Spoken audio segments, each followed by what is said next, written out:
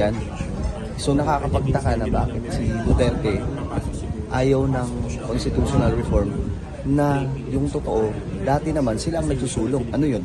Ayaw nila na mapunta sa administrasyon ni BBM o kaya ni Romualdez yung credit. Kasi ako wala naman ako pakialam sa mga issues na ano nila BBM. Ito lang, kumbaga, na-hype tayo kasi mayroon palang chance na lumago yung ekonomiya natin through economic charter change. Tanggalin na yung 60-40 policy, tanggalin na lahat ng restriction na nasa 1987 Constitution. Kasi yun naman talagang reason kung bakit sobrang lugmok ng kahirapan.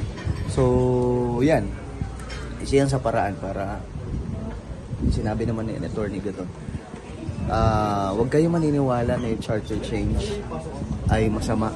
Yan yung magdudulot sa kabutihan ng Pilipinas. Kasi, my goodness, ilang presidente na yung dumaan sa atin